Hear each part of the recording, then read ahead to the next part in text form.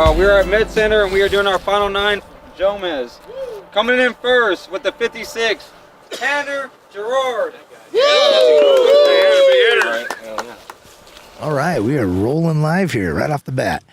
I'm really excited to see this guy throw a 56 that first round.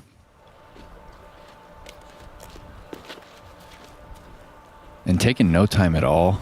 Playing a safe hyzer on the right side, and that's in play. Could have been just a hair higher. He would have liked how that would have faded to the left, but that's not a bad spot at all, especially considering it's treacherous to the center and left. Yeah, all you see on the left right there is OB, so if you don't get one over, I believe Luke is going to line up the high and hyzer. This is the big boy play.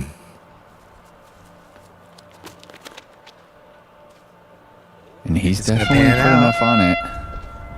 All right. Well, that's typical, really, with the variable winds up top, man. It's either going to smash it down. It's hard to get that full flight. Yeah, but when you do, this is one of those ones where, Eagle McMahon kind of is like, all right, I'm going to see if I can get all the way down there. It looks like Jimmy Martinez is lining up the low safe hyzer play. All right. Oh, man, just caught a little bit of something. He had a good move on that one. All right, guys, and rounding out our card and our lucky raffle winner, one of our top guys in Austin, Mr. Austin McNabb! Oh, buddy. I mean, talk about it. Everybody that was here, and, Austin probably should have been in this by play alone. But what are the chances on that one?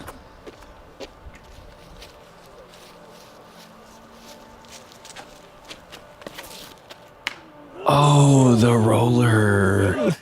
First available in the water.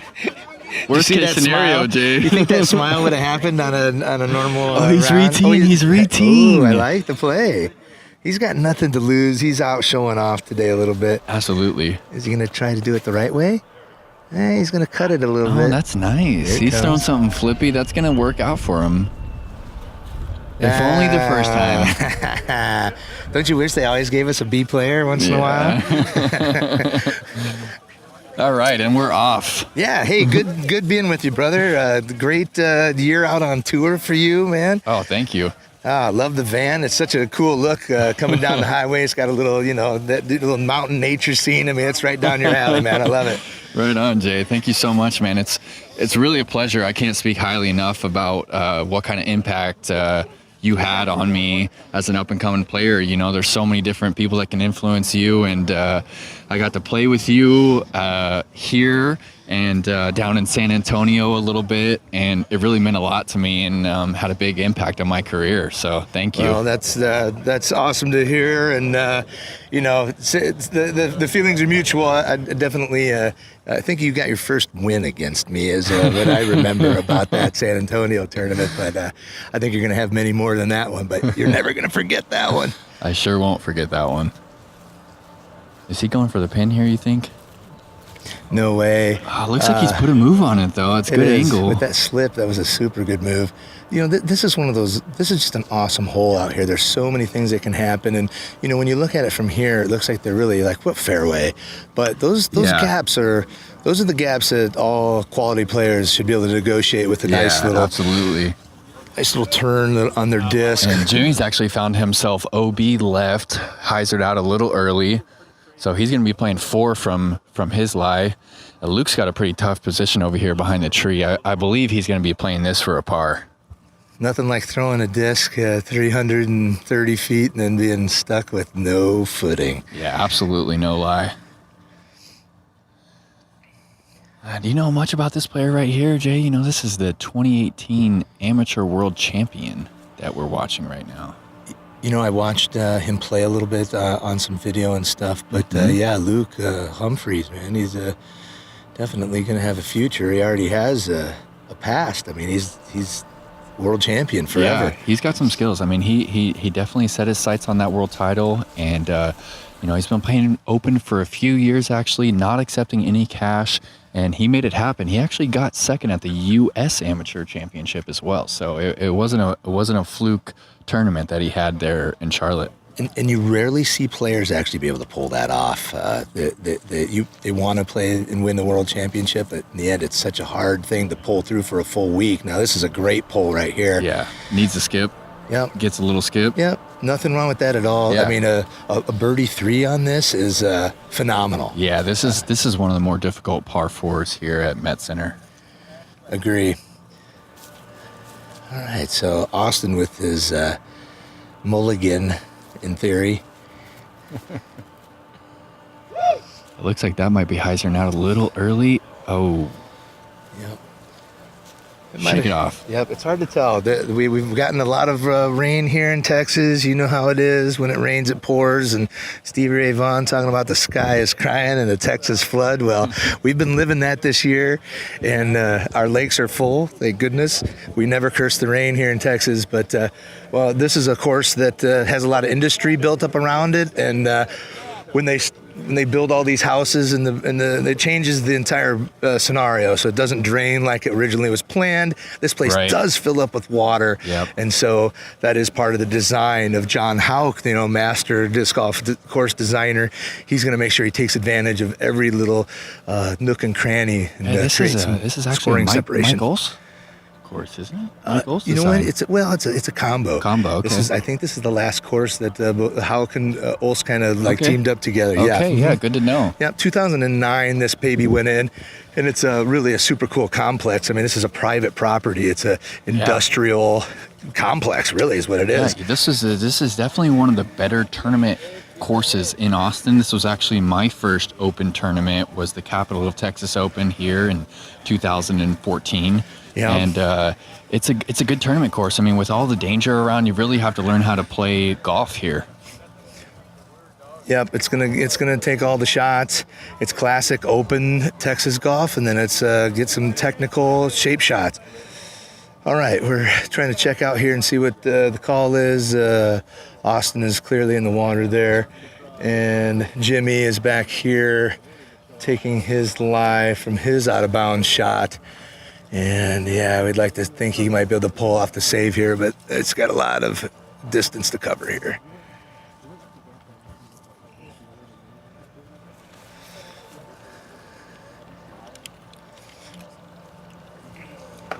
Oh.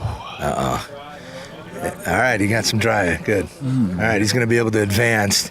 That's one of the when things go bad, they can go really bad. Yeah, a rethrow potential from his lie right there. All right, Austin, I'm pretty much expecting almost every shot you throw to be at the basket or aggressively going towards it. You would think. At least that's what he said his game plan was going to be. At least, that's the last name to have right there. Here we go. Sort of oh, that's what we're talking about right there. Austin McNabb from 80 feet on Heiser. All right, and that's all it takes right there is one. Hopefully we'll see that all day from this group. I mean, this is such a cool concept that these guys have. And, with a sellout, what do we have, 120 players out here giving this a go? Yep. And, really no payout. I mean, this was for the love of the game, supporting these Jomez guys doing what they're doing. And, of course, everybody wants to be on TV. Well, I mean, the chance to be on a Jomez production, that is legitimate. I mean, I play all year for the opportunity to be on Jomez a few times. Yeah. And to be on Jomez on a local course, that's just awesome. Yeah, we've got a good gallery. A lot of good sponsorship came in for this puppy. Austin Beer Works, St. Elmo's Brewing Company, supporting disc golf. We have a course at a brewery here in Austin at Live Oak Brewery. They've got a course right out the back. All right, precarious lie down here. He was safe down there on the rocks. Looks like he's opting to not take the meter and putt from his lie. Oh, a little short. That's all right.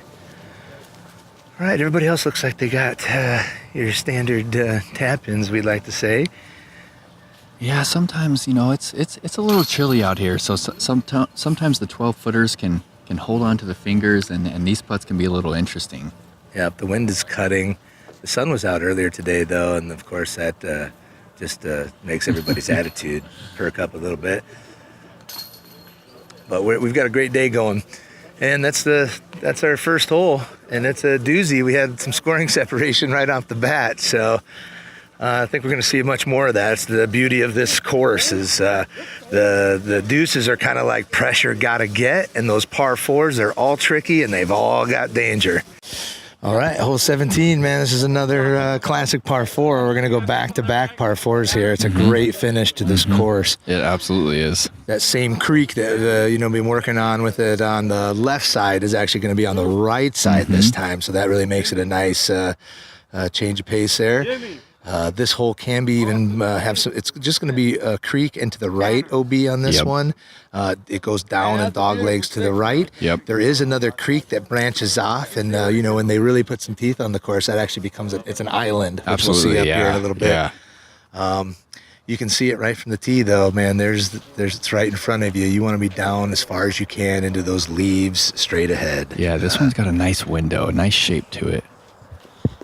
And Tanner's going getaway off the tee here. Oh, it looks like he's found the OB. What a reaction off that tree to find the water. That's a long way to kick. Absolutely, at least 80 feet off that tree. And Luke Humphreys is going to be throwing a destroyer right here. He's looking to flex this one out.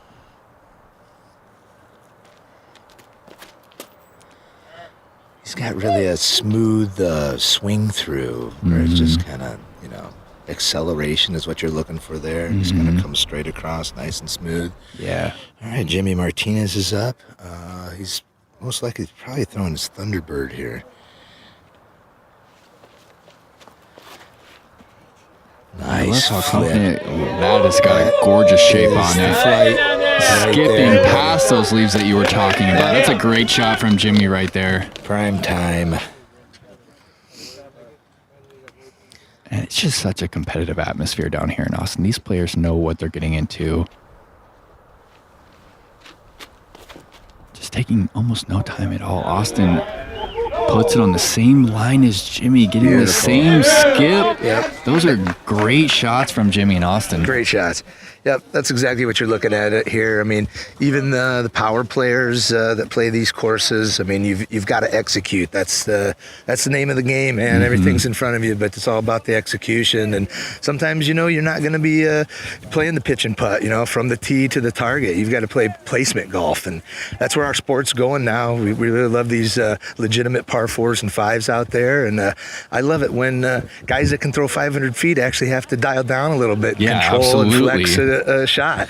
Somebody overheard me say that and laughed because they're like, "Oh yeah, that's right, because you're like one of the best putters, man. Nice." Well, that is the name of the game. It is golf, so I feel like that is the direction that it needs to take. Is we need to be playing the placement shots, and we need to be playing golf. Oh, we could have caddy games out here.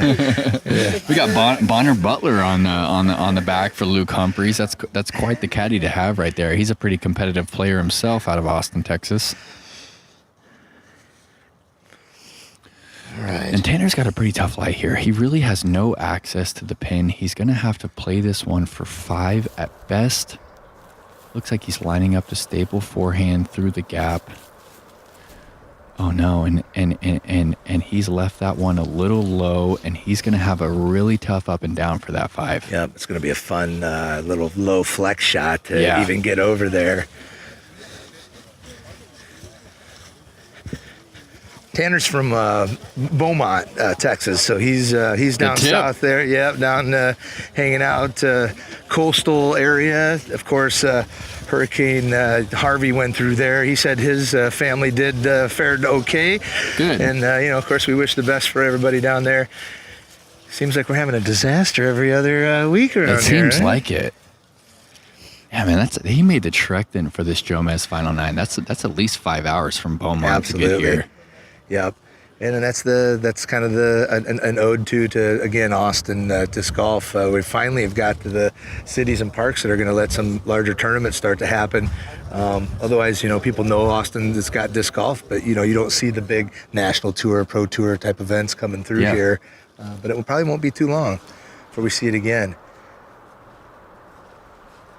Sure hope tricky spot here. Yeah, Luke's got another tricky lie.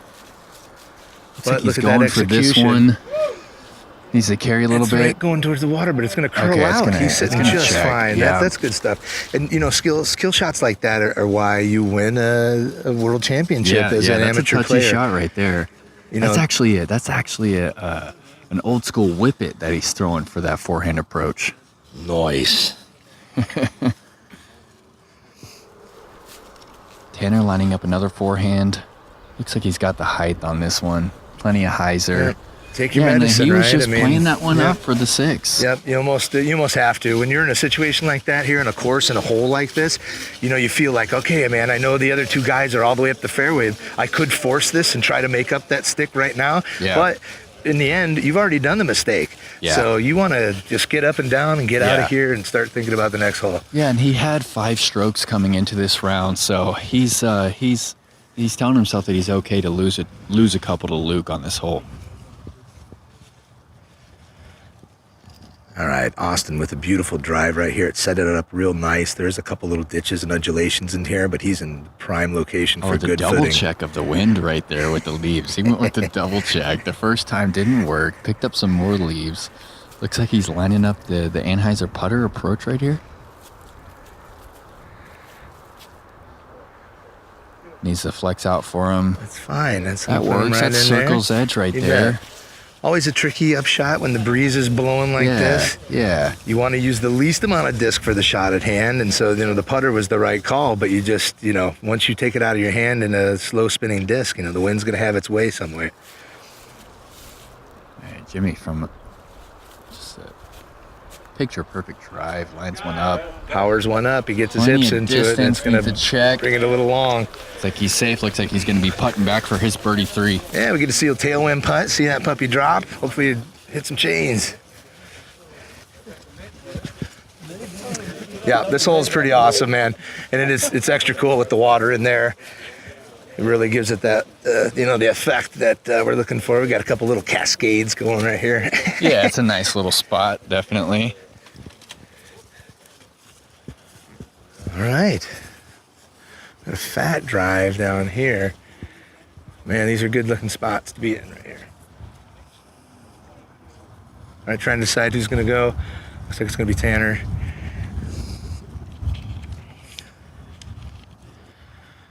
All right, Tanner. He's got 100 plus into a solid 15, 20 mile per hour headwind. Nice. He's giving it a bid. Jumper. Right on. All right, so he's moving on. There he goes. So this actually gets pretty interesting right here when you have one of these, 80 footers into the wind. If you don't give it enough, the wind's going to get under it, and you do have OB on the left, so he's got to be careful on this one. So they are playing water out of bounds. There's a line right here. Yeah, line to the right, OB, water to the left. Yeah. And then looks like he's laying that one up for the par 4 to take a couple strokes on Tanner. Yep, absolutely. Take him when you can get him. Yep. He's got a big old smile on his face. Luke is actually a good friend of mine. I've been staying with him in Rockwall, and it's been a good time. And we've learned a lot from each other's games over the years. Do you guys run the Rockwall course? Actually, we're not playing that course. The Rockwall, some of you might recognize as the site of the Nick Hyde Memorial. Yeah, so the Harry Myers course out there. Area. And it's funny because that course is so challenging that there's not too many locals that get out and play it for cash very often. And read the wind, needed a little more height. Mm-hmm. That's that tailwind putt that you were talking about. He just needed to give it the height, put it more toward that band. A lot of people think they really like the tailwind putt better, but I don't know necessarily. Yeah. There's a lot more variable when it comes to that. You got to trust it, right? Yeah. That's why you've excelled over the years, and that's why you find yourself in the Hall of Fame, because you figured out those wind reads over the years, getting that nose angle up so that you have a consistent reaction with the wind. Yeah, Austin's got to be confident here. He's got a little bit of an uphill putt, so that wind is going to give him a lift.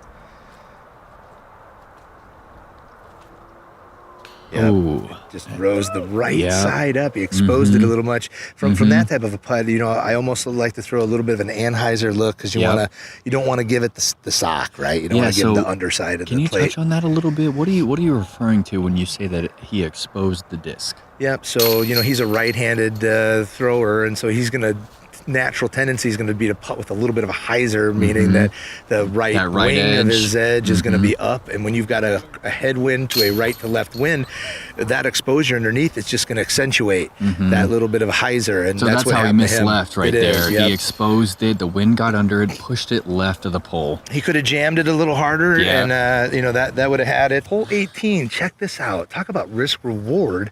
I mean, look at that gap right down the gut. You can see Jomez crew hanging out down there, and you want to throw it right to him if you're going to be doing the risk side. What you don't maybe see is that there's a creek right there, and it bends right around. Your disc right to left is going to fade towards the water all day. A lot of guys go big hyzer to the right and try to penetrate those trees, and you're sitting pretty good on that too. It looks like Luke is opting for the hyzer over the top of everything.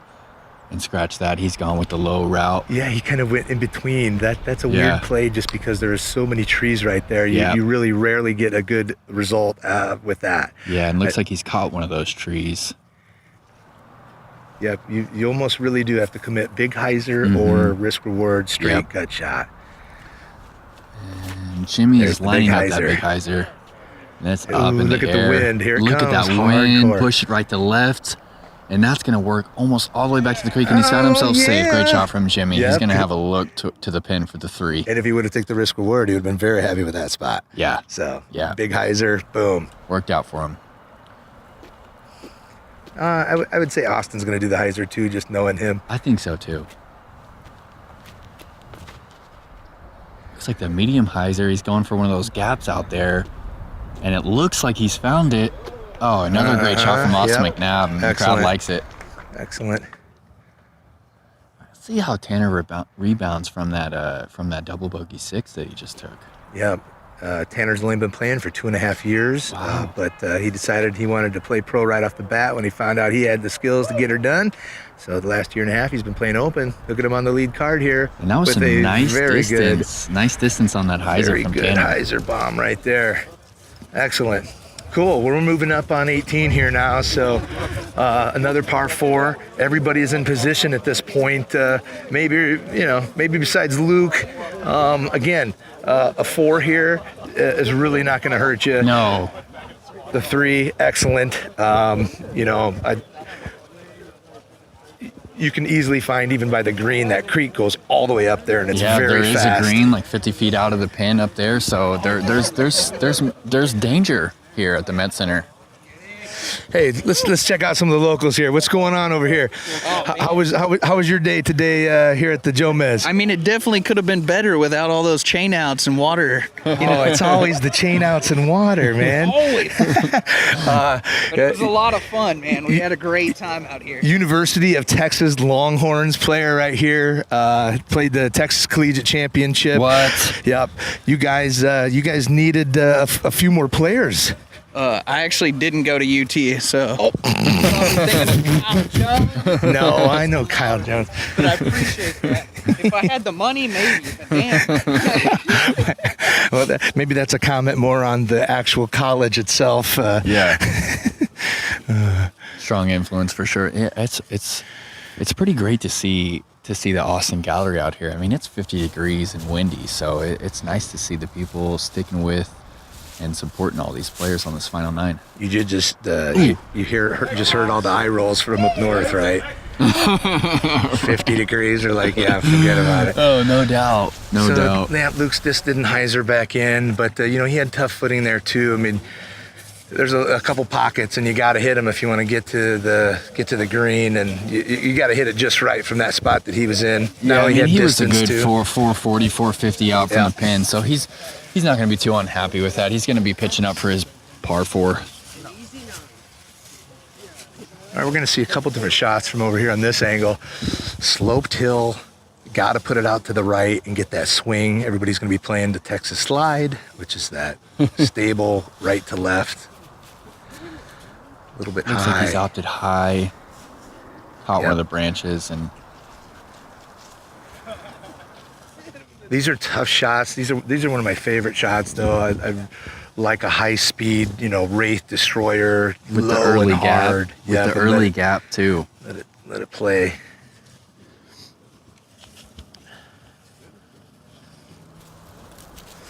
All right, we're going to get another look at it here, see what Tanner does, if he learned something from that. It looks like he's got a clean release on this one. Get around that Needs tree. to get that last tree. Oh, and he squares it up. That's just unfortunate. To hit that gap that clean, that pure, and to get that late tree squared up like that, not much you can do about that shot. Yeah.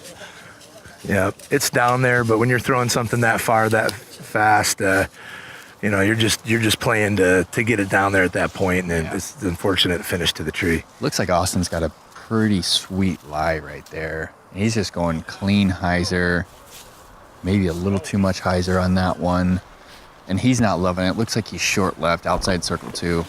Yeah, this is a deceiving shot. I mean, you can see the target down there, but you just don't take in the factor that, yep, it's still 350 feet away.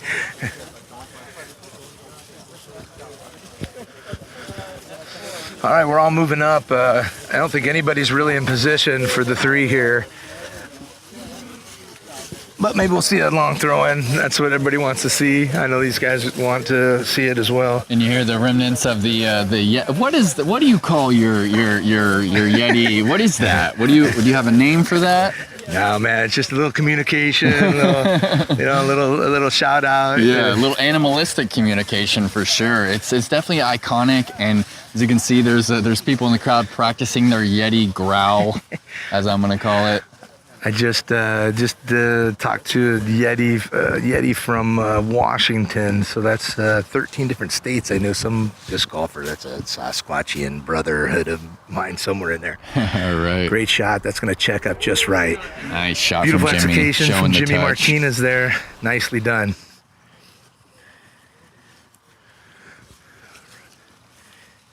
Jimmy's he's an Austin boy. And it was funny. I was asking people, "Hey man, what's your favorite taco?" You know, and he's just like, "Beef fajita." Here I was thinking, I'd get some kind of real deep lingo, you know, and some Mexican flavor. It was great. Nice little P2 approach from Luke. Looks like he's bounced off the lock, actually. Yes. We're Austin McNabb, I talk about what's your favorite taco, and he's like, carne guisada. I'm like, dang, then it is a good one. That's a stewed beef. It's got a little gravy in it. I mean, ooh, when you hit that right, that's you can't beat it. He knows all about that Mexican flavor. He's actually from El Paso, Texas, so.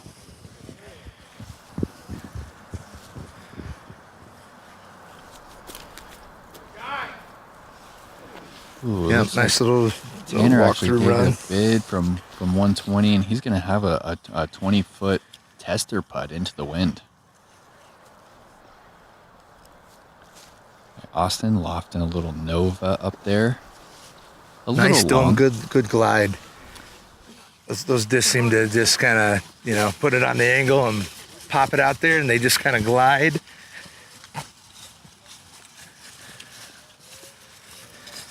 Well, we haven't mentioned yet, but I want to give you a big happy birthday. It was your 35th, 21st, bro.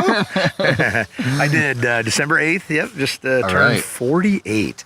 All right. Holy cow. What an inspiration that is. 48 years old and still out on the tour, doing things, playing. I mean, you played at the United States Disc Golf Championship with the best in the business, and if I remember, pulled off some money. If I remember, you made the cash. You betcha. I was very happy about that. Ooh, there's that test about Tanner not taking his time. Yeah, you called leaving it. A little low, a little timid in that headwind. He's going to be losing another one to Luke.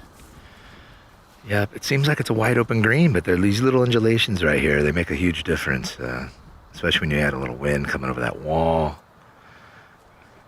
And the pressure, the silence of the crowd, the cameras.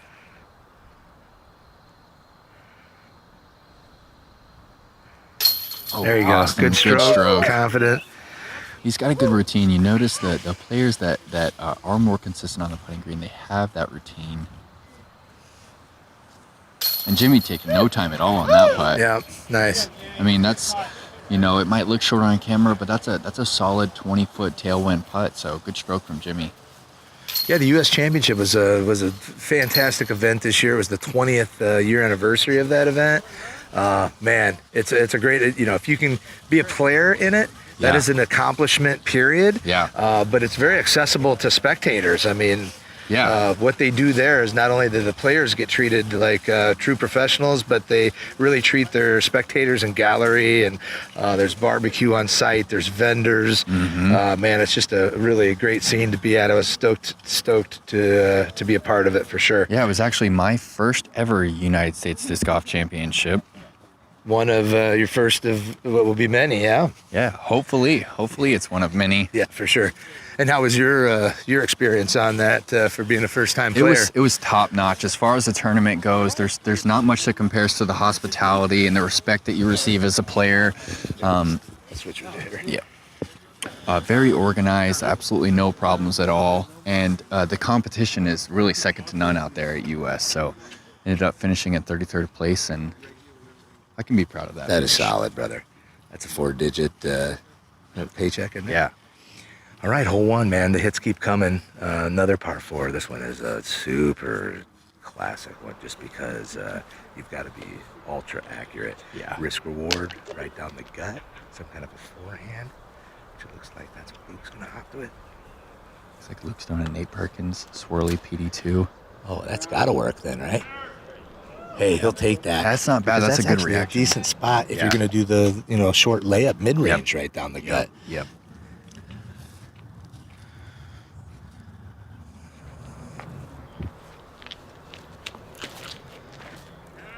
Jimmy putting a move on this Thunderbird. Look at that. And that's going to work out great. Tons of risk, and he just got rewarded. That shows you why he made it onto this JomezPro Final 9 with shots like that. Austin McNabb lining up the stable forehand shot up the gut. I believe he's throwing a Scorpius on this one. Got a little wobbly out of the hand, a little early on the hyzer, and he's kicked down toward the tee pad for the short pin.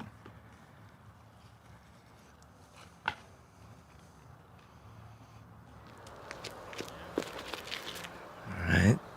Throws it hard for going up to the right. Yeah, that's that is the real risk with doing that. Usually the right side, you want to be playing a mid-range, maybe a fairway driver, leopard type of a thing right off the bat. But if you're going that right side, you're really looking to just stay in the gap because it's going to take another full pull to get down and to the right where the whole dog legs from left to right in a 90-degree angle. So Luke actually just got another one back on Tanner on that last hole. So he is 2 back now. Okay. And looks like they're both going to be playing for 4 on this hole 1, par 4. Luke's got a little bit better of a lie than Tanner does over there tucked off on the right. And it's not overturned silver on this one because you're saying playing for a 4. And at this point, a 4 would be really nice for these guys. 4 is good from both of these drives. Actually, all of these drives. No one's really in a great position for the birdie 3. You just want to keep progressing. You don't want to hit something here right off the bat, trying to hit a skinny gap. You're playing percentages right now. What's my biggest window to get the farthest down that I can. It's like Austin's going with the Discmania MD3 roller mid-range. Don't see that very often. Not sure really he was really thinking on that one. No, I mean, we could almost say Throller there. Yeah, maybe. And he's shrugging that one off. A little red in the face, Austin McNabb. That's okay. We're out here for a good time. And it looks like Luke is again lining up the swirly PD2 flex forehand. He's got a good track record on his standstill forehand game. And he doesn't love it. Switching it up. That was one of the Nate Perkins octopus discs. What was that? Yeah, that's a PD2. So it looks like he's going for a little slower disc right here. This is actually one of his champion whippets. Oh, he's going to wide hyzer. Over the creek to perfection. Oh, that's a great shot from Luke Humphreys. Wow, get a shot of that gap. I was not expecting that right there. That is the tiniest little gap. I was really expecting the flex up the middle. Surprises from the 2018 amateur world champion Luke Humphreys. Yep, and talking to Luke, now that he's playing, he has been playing some open events, but what's the biggest difference between making that jump from being an amateur at the top level to going into the pro field? And he said it's just simple, man. It's really about the mentality, the consistency, and the mental side of the game. When you're playing with a group of guys and they're matching each other shot to shot, I mean, that's what us athletes are looking for on a daily basis to feed the beast. Yeah, he definitely feeds off that. I mean, he mentioned to us that he got to play with Eagle McMahon at the recent Arlington, Texas A-Tier, the Veterans Park Open, and he said that he learned a lot just playing on his card and seeing some of the shapes that he was attempting. Jimmy with that same Thunderbird, and it looked like he had a good line on it, just caught one of those Texas branches that really doesn't let you pass through. This hole is really a controversial hole as far as, especially a starting hole, because there is a luck factor here. There's no way else around it.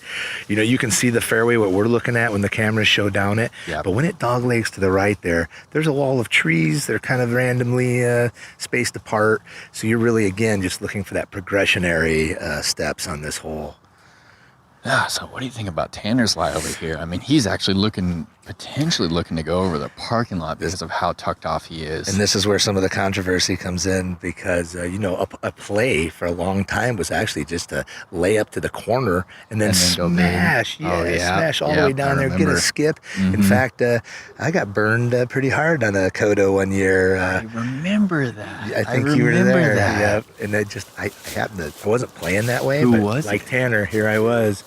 And risk it reward. Looks like he's gone over the parking lot, and I don't know if he's got enough to get back in. It looks like the crowd says yes. He claps. He's gone over the parking lot. Wow. Skip, bing. Wow, he did it. That was low. It got the skip. The little slice and dice, and he's up and over the curve and inbounds. So what do you think, you're throwing something high speed, right? I mean, when you hit that asphalt, you've got to have it move. You've got to have it moving, and you've got to have it on hyzer. It looked like his shot was a little too flat, but it had just enough hyzer to catch edge, get that asphalt skip, and he's inbounds. He's loving it. Yeah. Austin playing progressionary, just like we talked about. That's actually an awesome spot. That's a great shot. He's right in the window. Got the window. Austin's actually the current Capital Texas Open champion. This year he was down by 4 coming into that last round, and he put a 10-60 rated round in here. Course record, if I'm not mistaken. It was enough to catapult him right into that championship. Yeah, he ended up winning by 5. So great, one of his better wins of his career.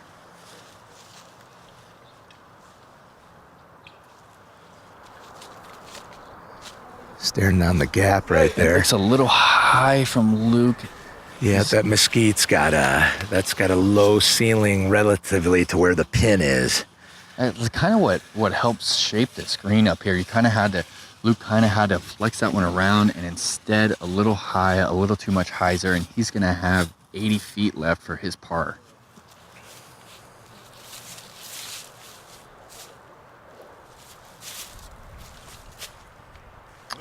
Looks like Austin's correcting on Luke's shot. Oh, just in front. Crowd loves it. Austin's going to have 18 feet for his par.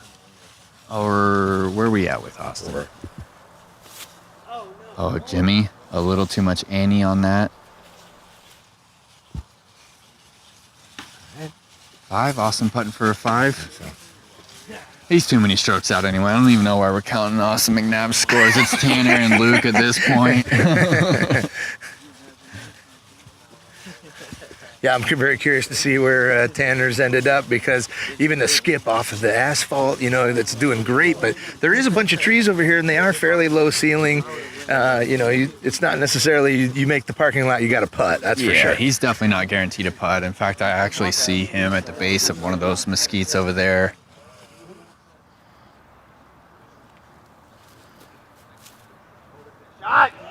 Ooh. Respectable bid from Jimmy from 100 feet out. We're seeing players, I think I'll give Ricky Wysocki the credit for, he's always been known as a really strong forehand player.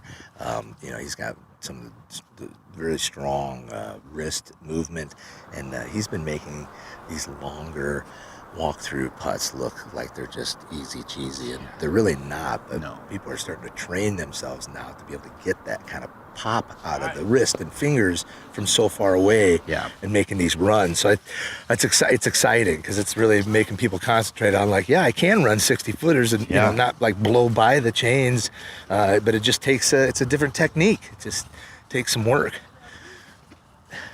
All right, here we are down on there. He is safe off of the asphalt. We're gonna get an update on the scores as well. We're doing live commentary, so we don't have the pleasure of actually knowing what's going on after the fact. But this is pretty cool. I like that we're out here right in the thick of it and checking it out. I don't think I'd rather be anywhere else right now. I mean, it is a little on the chilly side for us Texas, softies, I guess you'd say, being from Iowa, laughing at the 50-degree comment. Oh, and he's got a nice skip. That's fortunate to get the skip in that muddy green like that. A lot of that one was forced into it. But again, these little forehand up shots are starting to happen more and more. It wasn't too long ago where nobody threw forehand up shots unless you were forced into it. Yeah. But it's showing the consistency of that shot where you can throw something over-stable and you just know it's going to drop the anchor, and you're going to be right there by the pin. Now you do get the skip. Sometimes you got to, so you have to learn to play that little skip. But yeah, that's something to be said about the advancing disc technology as well. I'm sure when you started, you didn't have all those really overstable molds that you could rely on for the forehand. And with the faster molds and with the more overstable, you can really rely on that for those forehand up shots. Yeah, the widening of the wing has just that's dramatically turned the game. Back when the Firebird with the lower profile, and the old adage of the flatter they were, the more stable they are. Hey everyone, we've updated our Patreon page. If you're a current member, you need to go in and sign up for one of the new tiers that we have so that you can be eligible for exclusive giveaways and videos. It doesn't do it automatically, so go to patreon.com/JomezPro and update your membership. Thank you. A little update on scores here. After that skip off the sidewalk, Tanner is going to take a stroke back, and he's actually got Luke by 3 strokes now. Jimmy is 2 strokes back of Luke, so he's going to be 5 back at the lead. Looks like this one's flexing out. Needs to check up before the creek. It looks like it does. Waiting for the symbol. It looks like he's getting a safe. Yeah. This is, this is the hole they can open up on. I described it a little bit earlier. The drive, full go, green light, as big as you want to get. Just don't flip it over and crush it, and don't have it come out Heiser early. But the target sits precariously on a hill, and in this wind, it's going to play a factor. 732 feet. This one's very threeable. So this is one of the easier par 4s unless you get trouble up on the green. There is danger. A lot of times for the Capital Texas Open, they'll put a strip of OB on top of that hill, so you have a smaller strip with the creek on the right and the crest of that hill on your left. Looks like Tanner's going stable disc on this one, catching some of that tailwind. He's going to be in a good position, probably 350 to go for his birdie 3. He's showing he's got some power.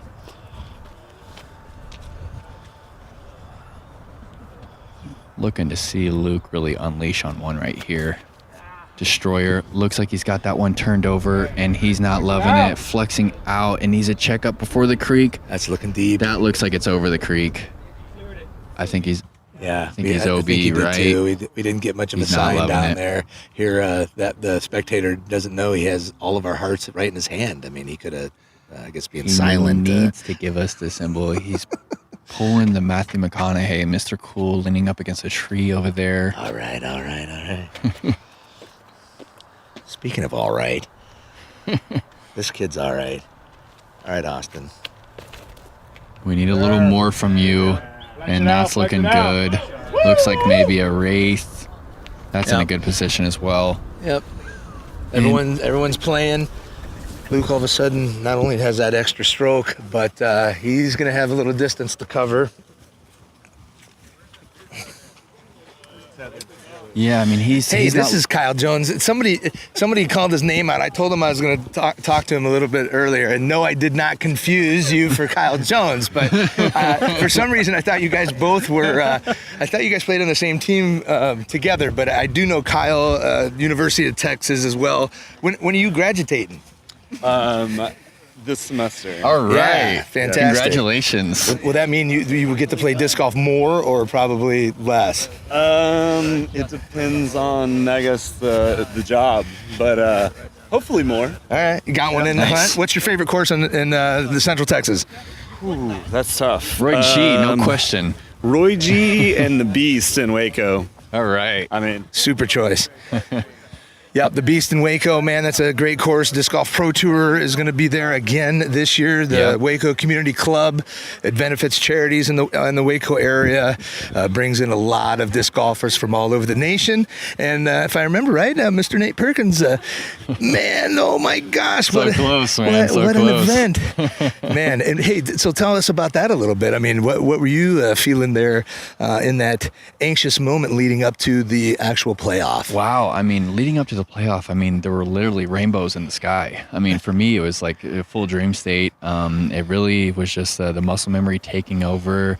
And I just happened to let one slip there. I hadn't thrown OB all tournament. I let one slip, ended up catching a spectator, held me out OB, ended up losing to my friend Jeremy Colling by 1. But overall, it was a win for me to play on such a high level in front of my home crowd. So that's all I look at it as, is a win. Absolutely, and of course, there couldn't have been a loser there really, because both you guys are super people and great players. But of course, that was a crushing way to go. Yeah. And it was a good attitude check because people are looking for you to make some kind of a sports tough moment. And you showed class and pride, and you knew you had a great weekend, and everybody knew that was a bad beat, and it still ended up good, man. That was a heck of a run. Many more of those to come. Hopefully, yeah. It's good to hear from a fellow UT alumni. I'm actually a UT alum myself, graduated in the spring of 2016, and that's actually where I got my start in disc golf. Jay and Des both have a strong influence in the Texas collegiate scene. And my very first tournament was actually the Collegiate Nationals tournament, playing for the University of Texas. So it's great to see players like Kyle Jones out here at the MetCenter. Andrew Lowry. Current national champion. That's right. That's a big deal. Great shot from Tanner. He's going to be having a long uphill putt. The wind's going to be a variable there. We saw Jimmy. His shot was looking pretty good. He did have some trees to contend with. Austin looks like he's dealing with some bad footing. The distance is definitely very, very doable. But if you can't get that run up, it's going to cause some issues on trying to figure out that angle of release. It looks like Luke's actually out though, and so he's taking his meter in relief. He was out of bounds. In fact, I think he threw it well over the creek there when it flexed out. Yeah, he got the wing up, the left side of the wing up, and that tailwind pushed it left to right. And we're playing some ping pong Back here. and Actually, forth, we're back yeah. to Austin McNabb. Amateur hour. Oh no, another thrower, Jay? It's unbelievable. That's heading for the creek. Oh, lucky for Austin, it checks up. I will say that I didn't, that type of play with this left to right wind, I don't get it at all, Austin. Yeah, from a veteran player like Austin McNabb, I'm not expecting another thrower. When you don't have the run up, you have to stand there and you really have to pop your hips. And the distance was very doable. All these top open guys have enough power to just stand and throw that. So to not have been confident to just stand there and do that, something else was going on in his head. And Luke really needs to get up and down. That has just enough. Yeah, that's gonna be puttable. Decent shot from Luke. It looks like he's not very happy with that one. He's gonna have 60 plus, maybe outside circle 2 for his par. While we still haven't got to Tanner's drive, I believe. Or no, we did see Tanner. Tanner's so Tanner did putt. approach. He's got a putt for his birdie. He's definitely much closer, Okay. and you're correct. I sequenced off of the tree on the right, but yes, that first tree is actually a little ways. You're right, about 60 feet, I think, from the pin there. And these, this is one of the more attackable par 3s or par 4s, excuse me. But this hill does bring in some different variables. I mean, if you putt, you could putt back and forth on this basket for quite a while in this wind. I've seen it. Yeah, I've done it. All right, back over to Austin's. He's got one tree in the way here, but yeah, he's just looking to get up and down again. He's moving on. The damage was done on that last little shot, so now he just wants to get out of here with par. Yep. He's right in the circle, but he's at the bottom of the hill. He's going to have a little tester looking straight up into the chains. And the wind's coming over. So that's one of the worst spots to be in. Uphill putt into the headwind is no good. Like we were talking about before, as soon as you get the wing of the disc exposed, especially the nose, bad things can happen. So, this brings up a little bit of a controversial issue. So this target is obviously elevated, but it's naturally elevated.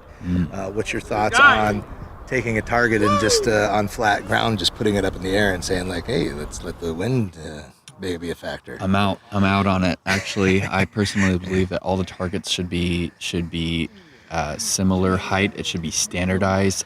You can change the green and have a little hill, have some variables like that, but taking a target and putting it up on a pole, I believe, needs some changing.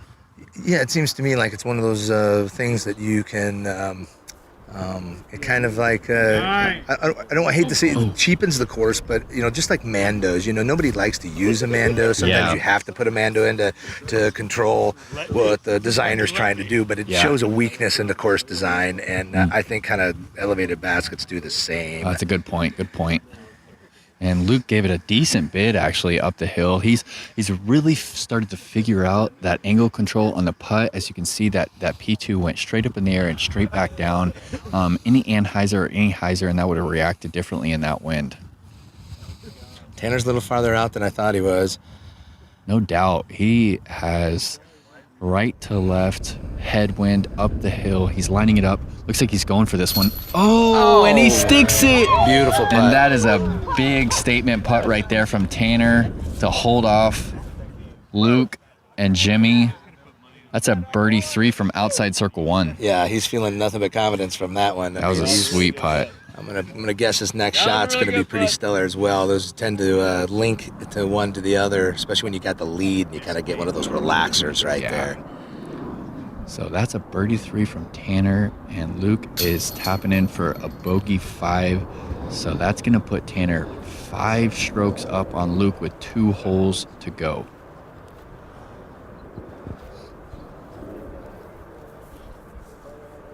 I didn't see where Luke's actually fit. Oh, Austin just got the little chain and roll. Like what we were saying. You can go back and forth on this basket for a while. He's really keeping his fingers crossed to get this one in. And down again we go. And a roll, yep. And so then this again too, even though it's not very far, you take the elevation, you take the wind, and it almost seems that on a card of 5 people, somebody is like that guy. Someone's bound to be that guy, and that happens. Golf is golf, and you're bound to have those bad rounds. You're bound to have those bad holes. Oh, and too low from Austin. But you know what you have to do is you just have to smile and shake it off. As I've said before, I'd rather be on Jomez and play bad than not be on Jomez at all. Good thought for sure. Yeah, these are great, man. What an opportunity for Jomez to come into a community. They're well known everywhere. They might be one of the most popular names in the sport. Period. In disc golf, period. I think so. Yeah. I mean, I know my parents know who they are, and they don't know who most of the top 10 and they're on their way to 100,000 subscribers. If you haven't had the opportunity, please go over to their page, click the subscribe button. That is what supports these guys. That's how they stay out on the road. Check out their Patreon. They're doing great things for the sport of disc golf. I know they've really helped me flourish in my career. So big shout out to the Jomez guys. Yeah, we love what they're doing. And I just donated 2 autographed Yeti team. All right. AVRs for that same 100,000 promotion. All right. Help these guys out, man. They're getting close. They are. It's pretty cool. And of course, what we really want is we want people that, all the players, we already know about this, right? We need you to, poke at some people that might be just interested. There's nothing better than watching a Jomez edited video to really get the insight of like, wow, this game is actually pretty dynamic, Yeah. These rounds can be long, and let's face it, watching golf or disc golf and a 3.5 hour experience. I know me, I don't have that attention span. Right, but I want to be 30 outside minutes. and moving around. Exactly. What they do with that post-production, with the 30, 40-minute front nines and back nines, really has helped excel the quality of the content. I mean, I know I still watch pretty much every video. Yes, and a lot of people, that's like their weekly routine, yeah? I found myself for the first time, like, as a sports guy, I'm all about, let's watch the game now. Let's see it live. I want to be a part of this. Yeah. However, I've actually been a couple of tournaments that I haven't been at. I've been like, don't tell me. Yeah, I don't no need a spoilers. spoiler alert. I'm going to wait, and I'm going to try to, just be a day behind and kind of catch up. And that's kind of a fun way to go. From the Hall of Famer himself, admitting that he's watching the latest and greatest from Jomez. All right, feeling that big putt. Taking no time, Love putting it that on the look. hyzer. It looks like it's looking good into the hillside. Oh, and it's on top too. Wow. That is what you That's a call great- prime time that's a right great there. shot from There is Tanner. water behind it. There's a sloping hill. It's all muddy. There's no footing.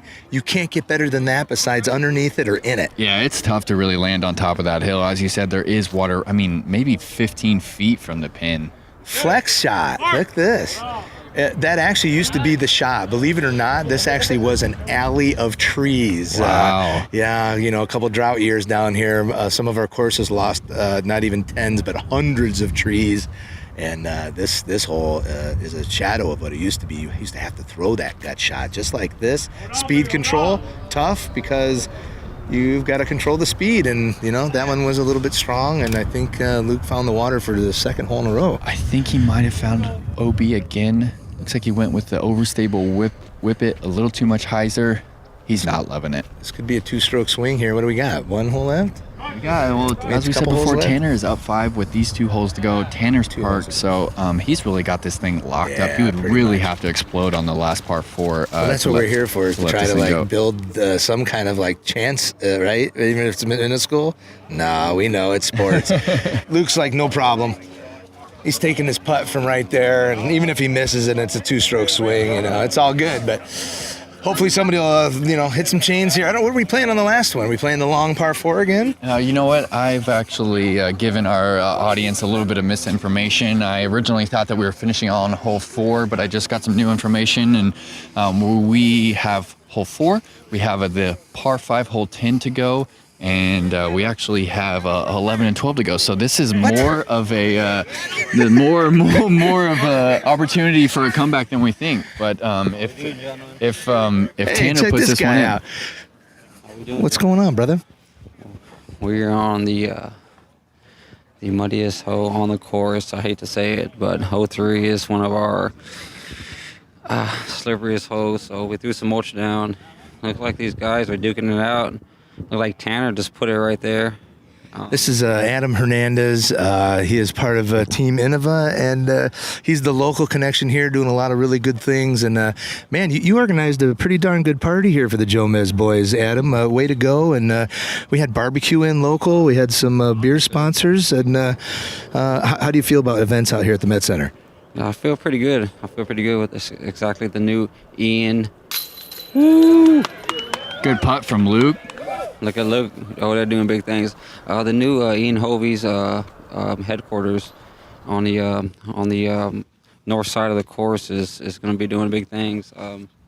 Another location, but we like everybody out here to come support MetCenter. And here we go, Austin McNabb, the death putt. Yeah, congratulations on a successful event, though, Adam. Thank you. Everyone is leaving here with smiling faces, and you played a big part in that. Thank you. Oh, no. There's that. I think we've watched. Yeah, Adam. That was in Austin's head from before. Yeah, he's definitely thinking now, and his face is about as red as his hat that he's got on. There's definitely no gimmies out here. No, there's no gimmies. Death putts.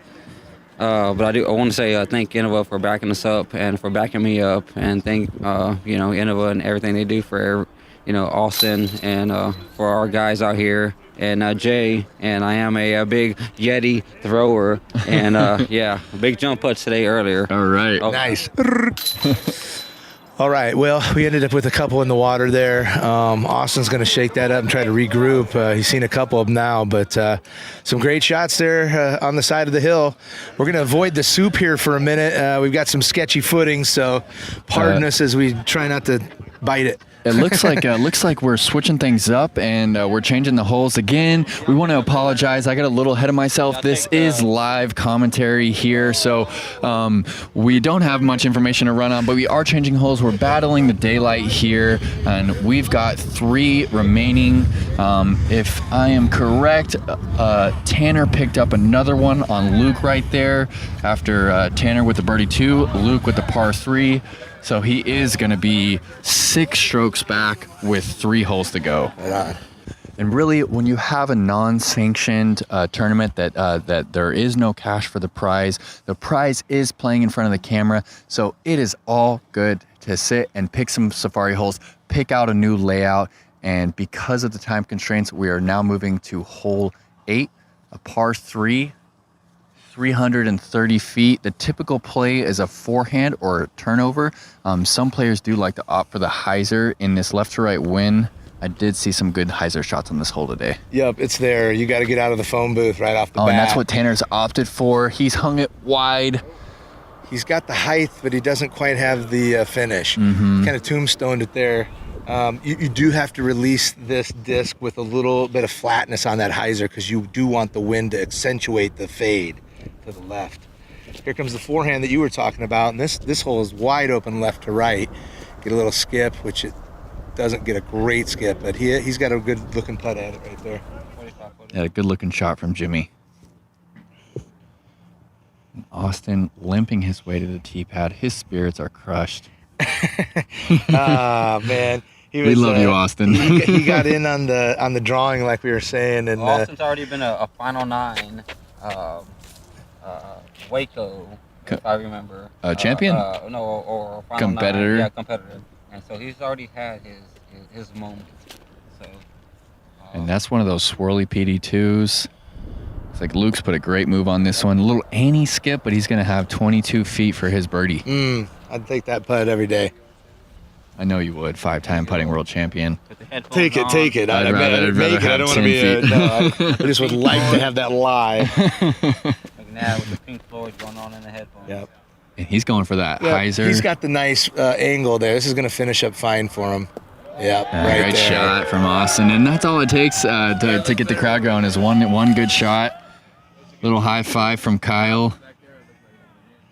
So, Adam, real quick, because this is Ian Hovey's kind of memorial hole right here, and memorial because, we lost him too early. Tell us a little bit about Ian. Yeah, one of our fallen brothers, Ian Hovey, the Hoveys from North Austin, and we just did a little memorial bench for these guys here at MetCenter, and we loved Ian back in the days. I was unfortunate not to meet him, but he was one of our great guys out here. He was so spiritual. He had a great aura about him. Up and coming. Up and coming. And young player. I don't know what year it was. Yeah, he had some good finishes as an amateur. Amateur world championship. That's right. Yeah, so to have a memorial like that on a course like this, everybody that plays it, when you come by there, you can't help but say, yeah, Ian, man, we miss you, brother. This one's for you. All those type of things. I love that on courses, where they have some kind of a special hole or theme to them, much like Idlewild in Kentucky. I mean, everybody that's got to adopt the whole program, and each one challenges each other to make their hole special. I think Jimmy's going to make this, man. I'm feeling it. Get it up in the air. Oh man.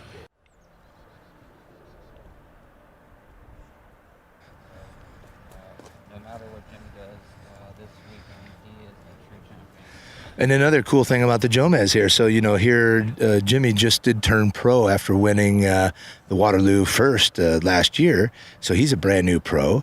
We've got Tanner's a fresh brand new pro. We know Luke is a fresh brand new pro. Austin's really our only crusty rusty on the card here. Now he's rusty. And Luke with the dreaded 3-putt right there on hole 8.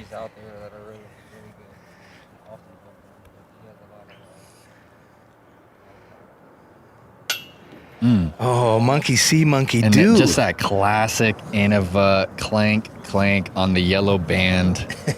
Well, in some places it's known as the band of denial. The band of denial, yeah. I've But, heard a few people speak on that when that band first came out, that they weren't loving it because they weren't getting that high bounce off the little chain and in. Instead, it would just kick you right back out. Well, and it's funny too because that is so psychological. I mean, in the end, the surface area for putting it's the same, just like on any target. Yeah. In fact, I mean, to not be biased, the disc catcher Pro 28 is my favorite basket to putt on. I think it's just very consistent. Yeah. Each one of them have a little something different to them, and this one's is the chain configuration is amazing. The top is a psychological mental block for a lot of people.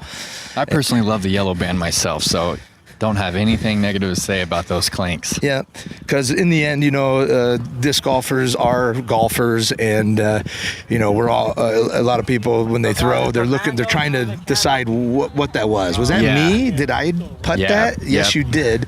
But it's easy to say like, man, that band, man, it just got in my head. Yep. Finding the excuse, and sometimes that's not a bad thing to find an excuse and to kind of rid yourself of the burden of a bad shot. Say, oh, that wasn't me, that was the wind, so you have the confidence for that next one. Well, you know what the best attribute of a golfer or disc golfer is, right? Short memory? Oh, buddy, short-term memory, All man. right. Something bad is going to happen. It's a matter of how you deal with it and don't let it compile up. Words from a Hall of Famer. All right, this hole a lot of times has a Mando on it, but it doesn't today. So Tanner's gonna rip this huge hyzer. Does he have the distance? Yeah, he's a little short, but he's been having that nice little walk-through putt. Yeah, he's gonna have that left to right putt from like 38 feet.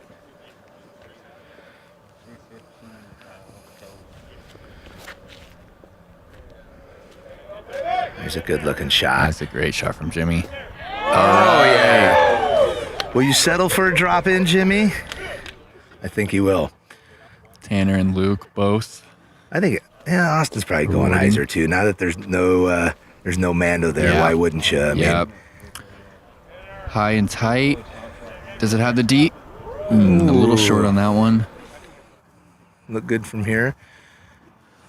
And I think we're going to see hyzers out of everybody. The backhand righty hyzer, the left hand lefty hyzer. Those are the easiest shots in the game. So you're going to throw them when they're available. Does it have enough distance? Oh, wow. And the PD2 almost finds the bottom of the basket. He's shaking his head walking off. I'm not sure why. That was a great shot from Luke Humphreys. I think he would have just taken some type of a chain. That's all he wanted was some metal. Hey, guys. I think one of our local brewers, TJ Swanson in St. Elmo Brewery. Yeah, let's bring in TJ real cool because one of our local brewers, and he's a real help with our Austin tournaments. So tell us about St. Elmo. We are just celebrating our 2-year anniversary this last week. Brand new brew pub down here in South Austin. We love the disc golf community. We really appreciate the guys for letting us come out. They give us just as much support as we try and give them. This is our pleasure to be able to get to do stuff like this. We're really, really proud to be able to represent Austin beer, and Austin disc golf all at the same time. Yeah, right on, TJ. And one of the cool things that the Austin Brewers do is you guys get together once a year and kind of have a brewmaster throwdown, yeah? That's right, man. Actually, we are going to, at the end of this month, we always have the Best of Austin the Beer Guide Awards is what we call them. And it's kind of voted on by the community, by the brewers.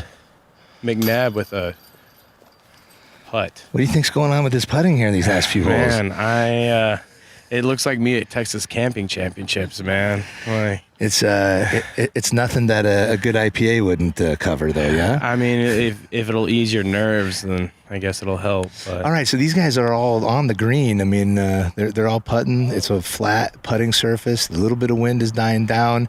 Good extension, and now that's how you birdie. Everybody else is going to be inside of Tanner there, although it looks like equal distance coming back at us. And he's going to deal with the people moving around a little bit. Man, I didn't realize he went that long. Oh, Wow, great putt. smooth Great putt. stroke Good right two. there. Follow through. Little small headwind putt, little 20 footer.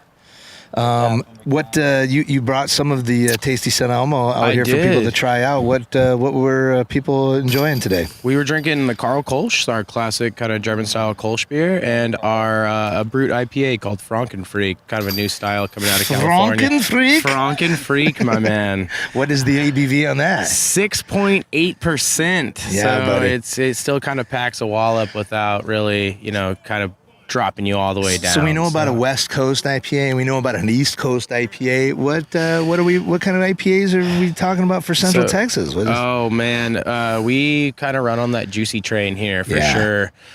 We do a lot of that New England style stuff here. I'm honestly really proud to say that I think Austin is the Pilsner capital of the country. We make the best Pilsners in the country here. It's hot, so you got to have something crisp and refreshing. We gotta, man. We have to, and we do them well. We do good German styles here, and I will do Pepsi Challenge with any Pilsner in the country for anything made here in Austin. All right, this hole's got a little alleyway to the right that's OB right and beyond. So again, we're going to see everybody throw the big juicy Heiser here. Speaking of juicy IPAs, TJ, it's great to have you guys out here from St. Elmo. We really appreciate Austin Beer Works as well, and you guys are good friends with all those, and that's one of the cool things about the brewing world. You guys like to compete each other in a friendly way and just kind of that's right. get on it Actually, together. fun fact about that: my wife is actually the cellar manager at Austin Beer Works. So all the beer provided came from the Swanson Strand family today. So Nice. We love to keep it local here in Austin. Well, we're very proud to support. We definitely can't thank you enough. I know I enjoyed some of that. that St. got Elmo flipped over, and that's not goodness coming today. back. So Looks like you want some coffee for later on. Yeah. Straight to the coffee shop. Straight to the Austin Java. yeah, got a and comedian lucky over he here. made that last putt, but we have a couple more holes here. This thing might be changing some momentum. This is it right here. This is the closer. This is our finishing hole.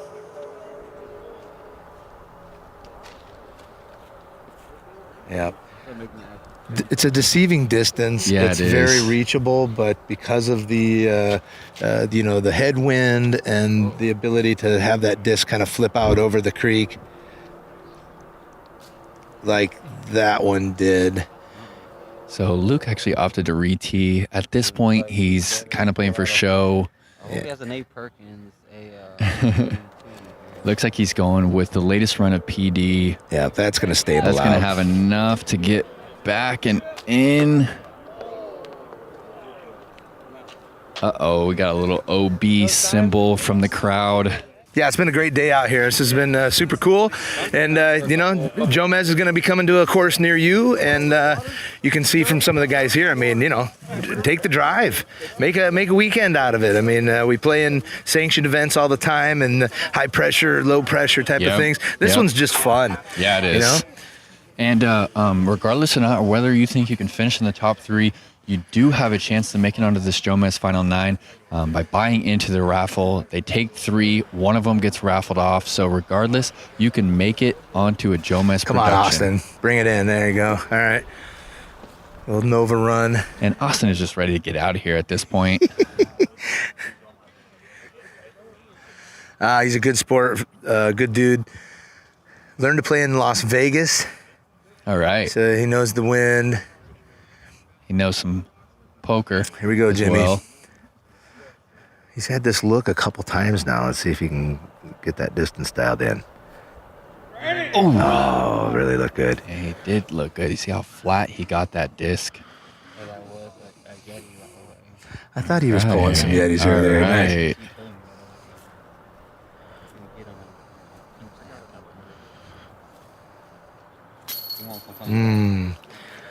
Yeah. So somebody's asking me a putting tip for a putting tip earlier, and Tanner kind of showed that right there.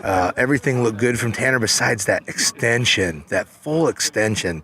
It doesn't matter what you do as far as the weight shift and everything else behind the disc.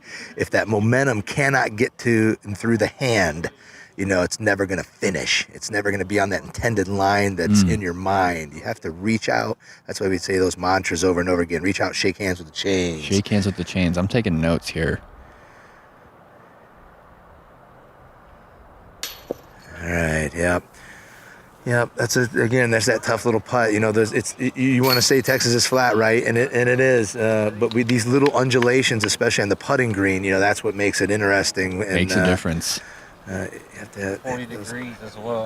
Yeah, a little cold. Numb fingers doesn't help. All right, Austin they all are McNabb. great putters. We all know it. All right, and the crowd giving their congratulations to Tanner, our Austin, Texas JomezPro Final 9 champion. Nice. I think we're going to see a lot more from him, and it was worth the drive. Yeah, he came in. I think so. 5 hours to get on the Jomez production and ended up taking home the win. So congratulations to him. Yep. Right out of Beaumont, Texas. He's out there. He's throwing he's throwing a warden. He's throwing an enforcer, a suspect. So I saw him throw a getaway out there as well. He's got all the shots. Well, that was fun, man. We saw some good shots. We saw some bad shots. Yeah. But that's how it goes. And the MetCenter provides all the excitement that you could want. I mean, Texas we had win. How many par fours did we have in there? That was we played 5 of them in there. We definitely want to thank Jomez and everything they've always done.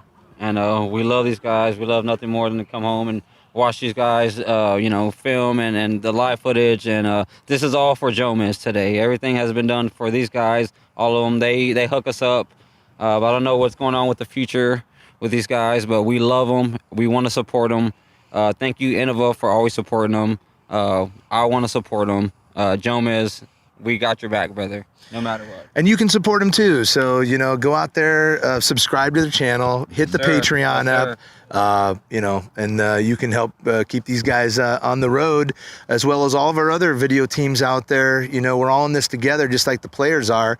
And now we have the media side that are, taking another step forward for the entire sport. So it's important for us to all to get behind it and rally it up. So share this with some people that don't normally, watch tournaments, and clue them into some of the edited coverage that they've done on some of the big tournaments. And I think you'll be surprised, right? They'll be turned on to like, wow, I didn't realize how dynamic the sport actually is. Yep. Well, I want to thank you for having me alongside you today, Jay. Man, it's been a real pleasure brother. commentating on this Final 9. We had some hiccups there. We had to kind of change the holes around to finish this round with some daylight. But it's been a real pleasure. Good hanging with you, Nate. Good hanging. Good luck. Appreciate Thanks, it, Adam. guys. Thank you, guys.